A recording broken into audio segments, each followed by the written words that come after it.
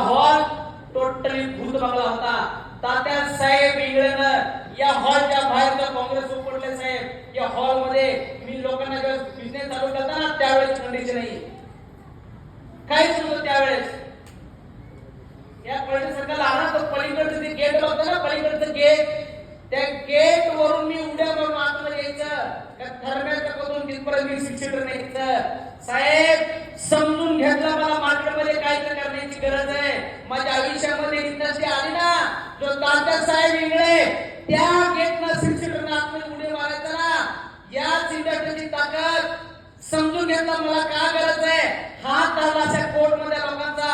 मी पण एमआयडीसीतला कामगार होतो.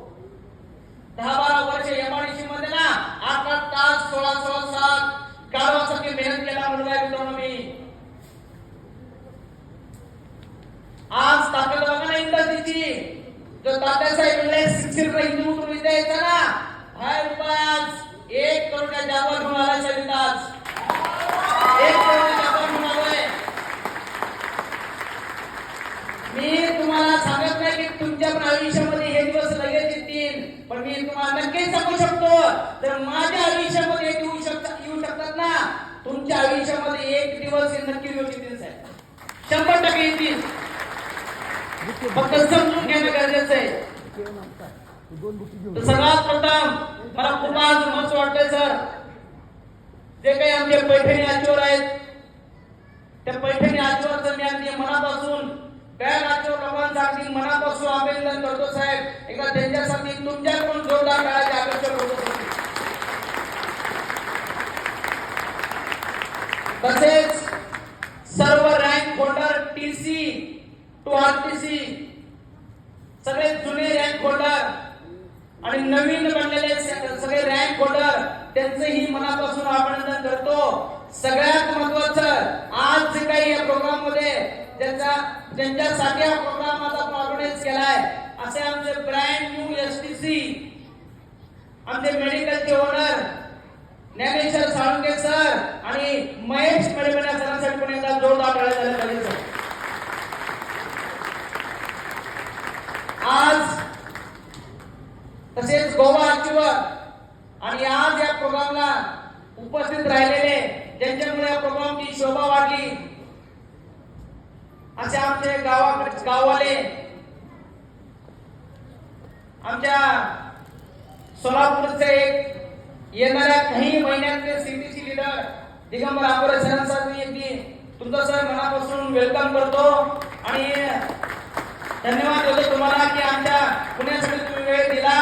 तसेच नाशिक मधून आमचे जिवलग मित्र कधी काळचे बिचारे आज आमच्यामध्ये नाहीत. मला भयंकर वाईट वाटतं. सायलेंट स्वभावाचं व्यक्तिमत्व होतं. कायम स्वरूपी भेटल्यानंतर हसत राहायचं. बिचारे देवाला आवडले, देवाघरी गेले, पण त्यांच्या एका डिसिजन मुळे आज त्यांचा मुलगा इथं येऊन उभा आहे आणि या प्रोग्रामची आज ते उपस्थित दर्शवली असे वैभव माळी सर यांचेही मनापासून वेलकम करतो साहेब. तसेच हा सुंदर प्रोग्राम ऑर्गनाइज केला मला किंचितही त्रास न देता, कारण माझं वय झालं आता मला टेन्शन नव्हतं. मी त्यांना सांगितलं सुटवती भागामध्ये घ्यायची. हा टोटली प्रोग्राम ऑर्गनाइज केला असे माझे लाडके सीटीसी लीडर, त्यांना साथ देणारे बलराम सर. पण हा प्रोग्राम टोटली मनापासून ऑर्गनाइज केला सुशांत सरांसाठी एकदा जोरदार टाळ्या झाल्या पाहिजे. तसेच आमच्या पुण्यातले एमटीसी किशोर बदाम सर, माझे सगळे आरटीसी, तसेच आमचे गाववाले. सोलापूर जिल्हा दुष्काळी जिल्हा आहे माहितीये का सगळ्यांना? माहितीये का? तुम्हाला एवढं माहिती आमच्या जिल्ह्याचं. पण आमच्या जिल्ह्यामध्ये रोजगाराची खूप कमतरता आहे. फक्त आम्ही पुण्यामध्ये आलो जॉबसाठी, पण तिथल्या खूप साऱ्या तरुणांना, बेरोजगार लोकांना रोजगार देण्यासाठी पहिलं रोपटं मायला सोलापूर जिल्ह्यामध्ये लावलं.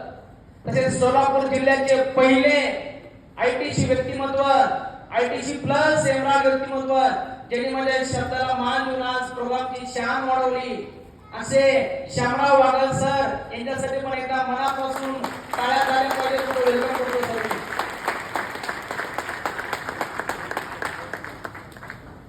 आणि माझं नाव तात्या सेगळे माहितीये का? दादाने शिवाय देतात ते शेवट करू आम्हाला देण्याला त्याला. तर मित्रांनो व्यवसायामध्ये येण्याच्या अगोदर माझं गाव सोलापूर जिल्हा माहिती का? लवकर लवकर बोला ना. अहो माहिती का नाही? माहिती ना सोलापूर. माझा जिल्हा सोलापूर, माझं गाव तुळजापूर जवळ, माझा तालुका बार्शी. तिथं मी खूप गरीब घराचा मुलगा होतो. ऐकायला येते का? ऐकायला येते का? गरीब घराचा मुलगा होतो. दुसऱ्यांच्या शेतामध्ये आई वडील मजुरी करायचे. घरी शेती नव्हती म्हणून मजुरी करायला लागायची. मित्रांनो मी गरिबी जवळ बघितलेले. 10,000 रुपयासाठी माझी आई कशी भीक मागायची. डोक्याला तेल नव्हतं, माझी आई तशीच शेताला मजुरीला जायची. बापाच्या पायात चप्पल नसतं, बिचारा टिकाव टोपले घेऊन दररोज मजुरी करायला जाणाऱ्या बापाला मी जाऊन बघितले. मित्र भयंकर गरीब घराचा मुलगा मी. आई वडिलांची गरिबी जाऊन बघितली. वाईट वाटायचं मला. माझे आई वडील एवढी मेहनत करतात का करत असतील. माझ्या आई वडिलांची तळमळ बघून मला वाटलं की लवकर मार्केटमध्ये पडायचं आपल्याला. एज्युकेशन घेऊन कुठेतरी लवकर मार्केटमध्ये जाऊन 4 पैसे कमवायचे आणि आपल्या गरीब आई वडिलांचा संसार हातभार लावायचा आहे. इमानदारीने एज्युकेशन घ्यायला चालू केलं. 10वीला गेलो, शाळेला 10वी नापास झालो. हा इंग्लिश घेता आपला. 10वी नापास झालो मी. फुल टेन्शन मध्ये माझी आई. बाप तर गाडी शिवाय घाला मला. तिथे त्याची तळमळ. अहो मजुरी करणारे आई वडील हो. आमच्या मामी बसली आज मामी जे पुण्यावरून आले ते मामी आहेत. ते मला लहानाचं मोठं केलं. ज्यांनी माझी गरिबी बघितली. आमच्या शेजारी राहत होते. माझी आई माझ्या भावाला त्यांच्याजवळ सोडायची बारक्या. आम्ही दोघं हायस्कूलला जायचं आणि मजुरी करायला जायचे माझे आई वडील. हे सगळं जाऊन बघितलं मित्रांनो. शीड यायची गरिबीची. वाईट वाटायचं माझ्या आई वडिलांच्या मेहनतीचं. पण त्यांच्याकडे दुसरा काहीही पर्याय नव्हता. म्हणून बिचारे मेहनत करायचे. मी बघितलं परिस्थिती पडण्याची जबाबदारी आपल्यावर आहे. चांगलं एज्युकेशन घेणं गरजेचं आहे. इमानदारीने 10वीला अभ्यास केला, नापास झालो. 6 महिने गावाकडे म्हशी राखल्या आजोबरोबर. सगळं केलं कारण शरम वाटायची आई वडिलांसमोर जायची. मी तुम्हाला सगळ्यांना या गोष्टी का सांगतो माहिती का? तात्यासाहेब वेगळे आज तो इथं उभा आहे ना, जी माझ्या आयुष्यामध्ये थोडीफार मी अचिव्हमेंट केली ना, थोडंफार माझ्या लाईफ मध्ये जे परिवर्तन झाले ना, याला केवळ कारणीभूत माझा पास माझी परिस्थिती आहे मित्र. आग लागली होती, चीड आली होती त्या दिवसाची. वाईट वाटायचं त्या आई वडिलांना डोकं घेऊन जाताना बघायची. मला वाटायचं एज्युकेशन घेऊ, चांगलं एज्युकेशन घेताना पैसे कमवायला सुरुवात करू. 10वी नापास झालो, ऑक्टोबरला पास झालो. त्यावेळेस मी विचारलं माझ्या गावाकडच्या पोराला, आता मी काय करू नये. काही मित्रांनी सल्ला दिला मला की तुझ्या आई वडील गरीब आहेत. ते कोण होते? एक पुण्यातले जे गावाकडे शेती करून यायचे असेल. तुम्ही जाता का? जाता का नाही? काय बसा जात कसे नाही. शाणी हाता गावाकडे जाऊ म्हणून मारता का नाही? ते बिचाऱ्या गावाकडच्या लोकांना काय माहित नसतंय. काय माहित नसतं होय. यांचं काय यांचं दुःख मला माहिती आहे. तुम्हाला माहिती आहे काय? हे एमआयडीसी सगळे मला माहिती आहे.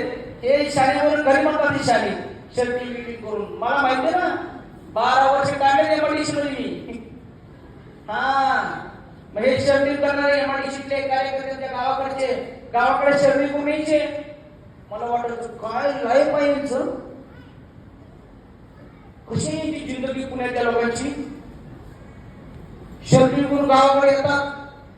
मग मी त्यांना विचारलं, आता माझी 10वी झाली रे, मी काय करू? त्याला एक्झाम मला सांगितलं. त्यावेळेस ते टेल्कोला कामाला होतं. आता नाव आहे टाटा मोटर्स, बरोबर आहे का?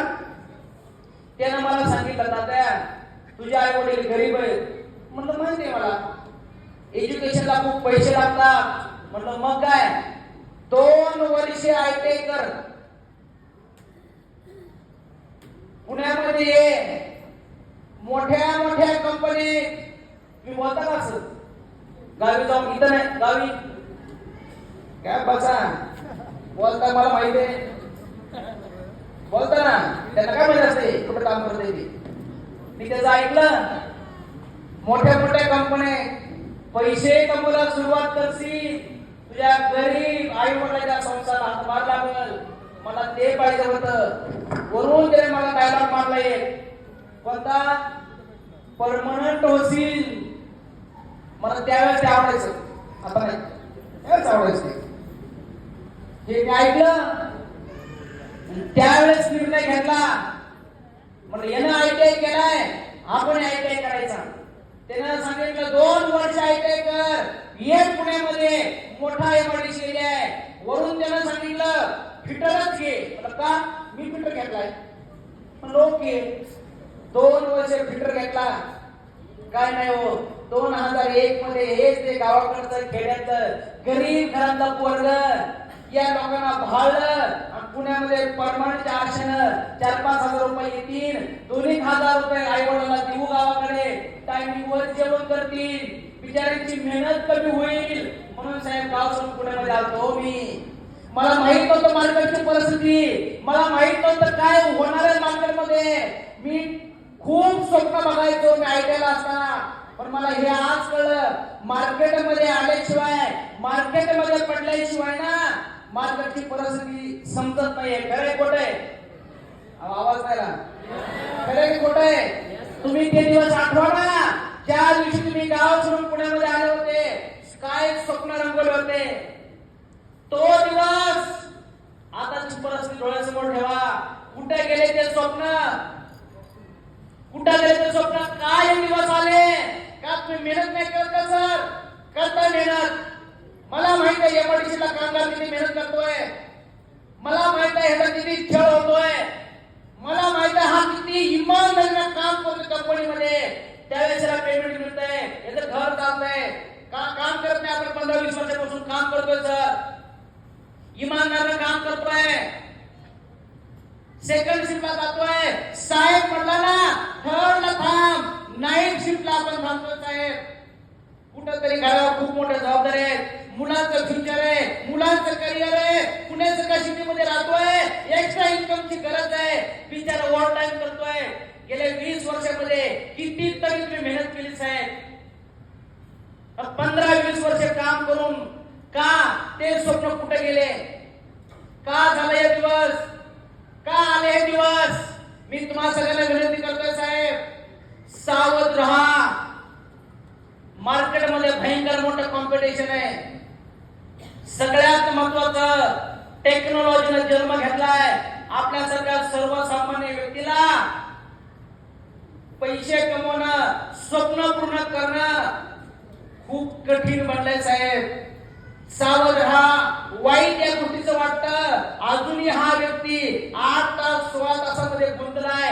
का ह्याला दिसत नाही पोरांचं करिअर काय हे स्वतःला विचारत नाही मी गेले 15-20 वर्षापासून काम करतोय 20 वर्ष काम करून माझी आजी अवस्था आहे माझ्या मुलाचा फ्युचर कसा असेल का हा सावध होत नाही साहेब का व्यक्तीला आग लागत नाही का हा व्यक्ती तिथंच कम्फर्ट झोन मध्ये बसलाय का हा व्यक्तीच्या चौकटीच्या बाहेर बघत नाही मार्केटमध्ये काय चाललंय ते कुणी सांगितलं तुम्हाला की तुम्ही आयुष्यामध्ये काय करू शकत नाही म्हणून साहेब कुणी नाही सांगितलं तुम्हाला फक्त तुम्ही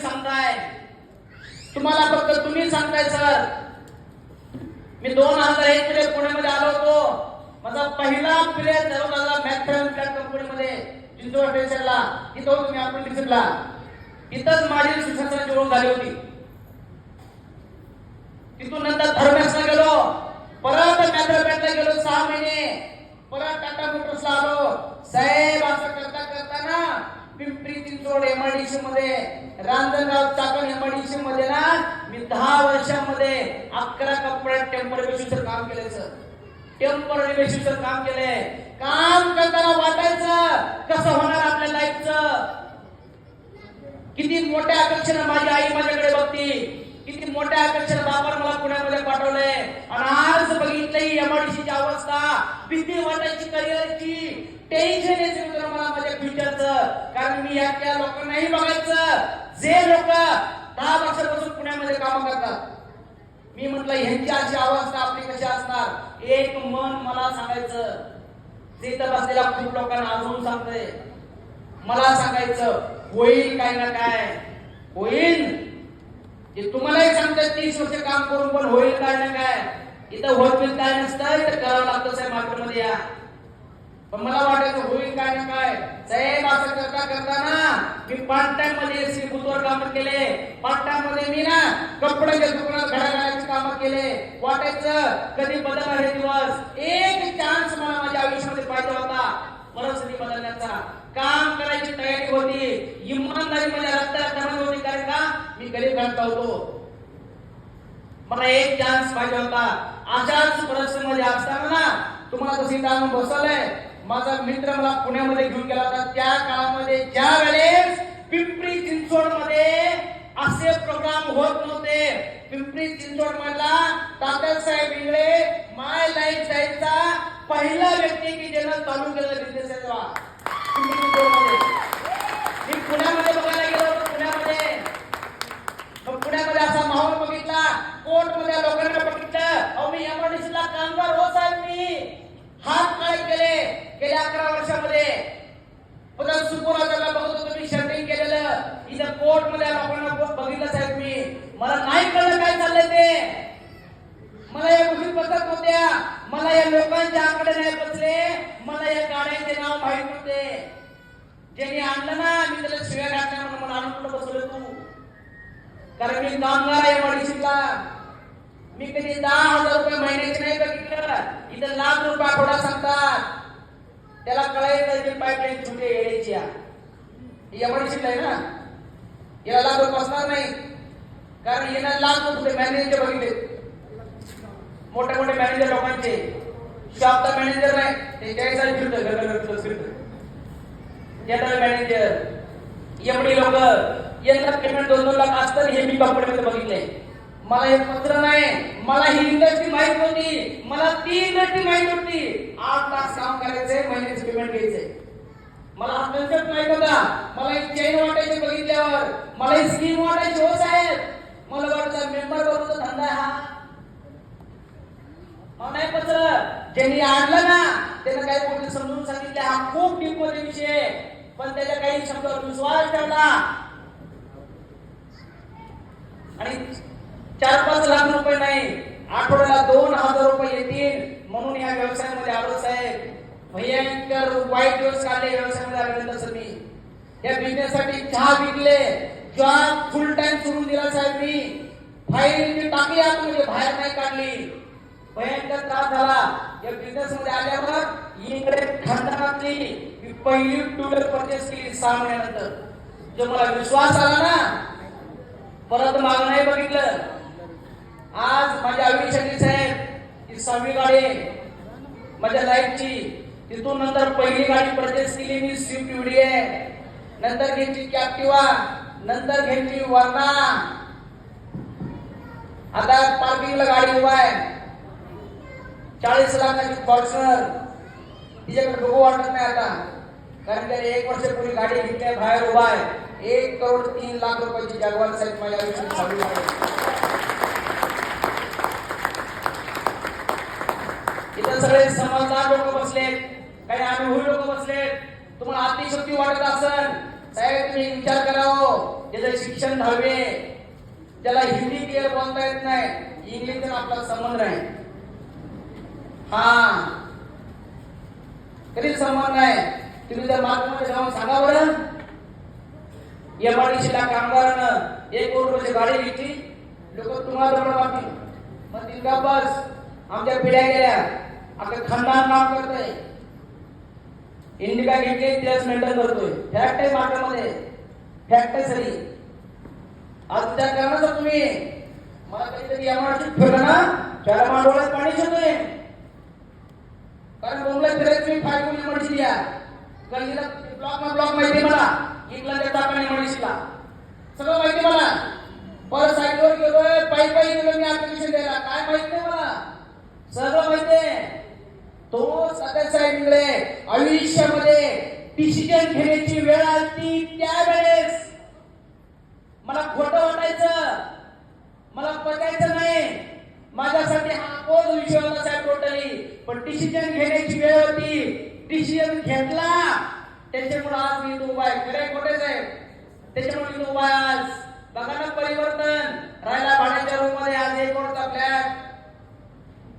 पहिलं भाड्याच्या रूम मध्ये राहायचं, भाडं कळतं का भाड्याचं? भाड्याचं कळतं का? म्हणजे भाड्याचं म्हणजे त्या भाड्याचं नाही, म्हणजे मी भाडं देऊन राहायचं, समजतंय ना? आज तळवडे चौकामध्ये 3-3 गुंठ्यामध्ये 3-3 मजली बिल्डिंग आहेत. एका बिल्डिंगचं परत काम चालू केलं साहेब मी. आज 40 भाडे करून राहिला. मी तिकडे बघत पण नाही. 4-5 प्लॉट घेतलेत.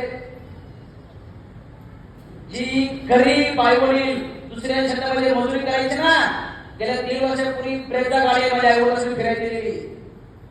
तो माझा 2 नंबरचा भाऊ, जो मी आणि तो सायकलवर जायचा, पायी जायचा हायस्कूलला, त्याला गेल्या 18 तारखेला फ्रान्स गाडी गिफ्ट केले. मी सर होते बघा. मला सांगा ना, 2000 रुपयासाठी आलो होतो. किती आल्यासाठी? आवाज नाही आला. किती आल्यासाठी? लास्ट महिन्याचं इन्कम आहे. सांगू का? सांगू का? शिवाय घाला ना, मला माहिती आहे तुम्ही घालणार. तुमची पाईपलाईन माझ्यासाठी छोटी होती. लास्ट महिन्याचं इन्कम आहे 19,38,000 रुपये माझं. लास्ट महिना. सिंगल आयडी एक पॅन कार्ड वर इन्कम आहे माझं. गावाले एका पॅन कार्ड वर इन्कम आहे 19,38,000. 10 वर्ष काम केलं साहेब. विचार करा ना, हे इन्कम आज येत आहे. जेव्हा बिझनेसला सुरुवात केली ना, येत नव्हतं. बिझनेस कळत नव्हता, बिझनेस छोटा होता. आज 10-11 वर्ष येत आहे. मी तुम्हाला सगळ्यांना विनंती करतोय, काय नाही करायचं. घरातले प्रोडक्ट चेंज करायचे, आपले प्रोडक्ट घ्यायचे, सुरुवात करायची. 8 तास काम करा, 8 दिवस काम करा. दररोज संध्याकाळी ज्याने आणलंय त्याच्यावर बसा, त्याच्यावर 2 तास कामाला सुरुवात करा.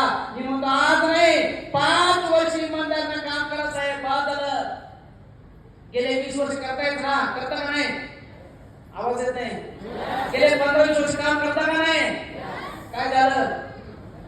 काही नाही झालं. इथे येऊन बोलतो वय वाढलं, पोरं झाले पास. काय झालं? थोडं विचार करावे काय तुमचं ते? काय झालं? काहीच नाही झालं. मी म्हणतो ते काम जरूर करा, पण ते करता करता आमच्या बरोबर 5-6 वर्ष काम करा पार्ट टाइम मध्ये. सला जे 20 वर्षात झालं नाही ना, ते 5 वर्षात झाला असेल साहेब. एवढी ताकद माझ्या प्लॅन मध्ये इन्कम मध्ये आहे. मी एकटा नाही, टीम मध्ये आज शेकडो लोकांकडे गाड्या आहेत, शेकडो. आज सुशांत सर काय होते मला सांगा ना, एमआरडीसी मध्ये आम्ही कामाला कंपनीमध्ये नंतर वर्कशॉप टाकलं. मी ते असंच बोंबलत फिरायचं जॉब आपण कुठं पण. आज त्यांची गाडी झाली, त्यांचं घर झालं. खूप सारे लोक पाईपलाईन मध्ये आहेत. मी तुम्हाला सगळ्यांना विनंती करतोय, इथं सुरुवात आहे साहेब इंडस्ट्रीची. 4-5 दिवसापूर्वी एक सिमेंट झालं मोठं दिल्लीमध्ये. सिमेंट झालं. डायरेक्ट सेलिंग इंडस्ट्रीसाठी डिस्कशन करायला, मार्गदर्शन करायला, फ्युचर सांगायला मंत्री साहेब आले होते. पियुष गोयल, स्मृती इराणी मॅडम आल्या होत्या. त्यांनी सांगितलं की डायरेक्ट सेलिंग इंडस्ट्री 2-4 वर्षानंतर प्रत्येक गावामध्ये इंडस्ट्रीच्या मार्फत एक महिला कोणतरी झाले असेल. हे त्यांचं वाक्य आहे साहेब. एवढं मोठं फ्युचर इंडस्ट्रीला तुम्हाला सगळ्यांना सांगतोय.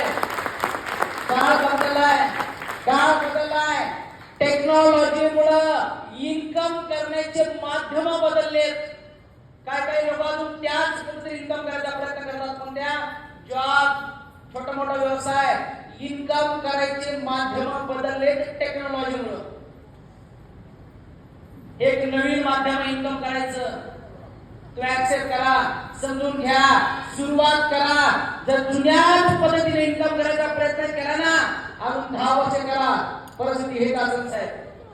एक डिसिजन घ्या तुझ्या मुलांसाठी, मुलांच्या करिअरसाठी. मी तुम्हाला सगळ्यांना या इंडस्ट्रीमध्ये वेलकम करतो. मी तुम्हाला सगळ्यांना शुभेच्छा देतो. बरोबर ना? कारण आता आपल्याला लकी ड्रॉ काढायचे ना. तुम्ही त्यामुळे थांबलेत ना. तुम्ही बघा काय घेणार आम्हाला लकी ड्रॉ काढायचं मला माहिती आहे ना. म्हणून म्हटलं जरा कमी बोलवा कारण आपण जर म्हटले आता मला लागतं काय नाही कधी काढते काय माहिती त्याला कळतच नाही. आता काढायचं आपलं करायचं ना. तुम्ही सगळे तयार आहेत का? तुम्ही सगळे डिसिजन घेणार आयुष्याच्या 5 वर्ष इमानदार काम करायला सुरुवात करणार. तुमच्यासाठी नवीन आहे आमच्यासाठी नवीन होता तर आम्ही करू शकतो. तुम्ही करू शकता का नाही? तुम्ही करू शकता का नाही? बस मुलांच्या करिअरसाठी आपल्या इंडस्ट्रीमध्ये यायचंय. मी तुम्हाला सगळ्यांना शुभेच्छा देतो. तसेच आता नेक्स्ट प्रोग्राम आपला लकी ड्रॉ काढायचा आहे. कसं असं तुम्हाला सुद्धा सांगतील.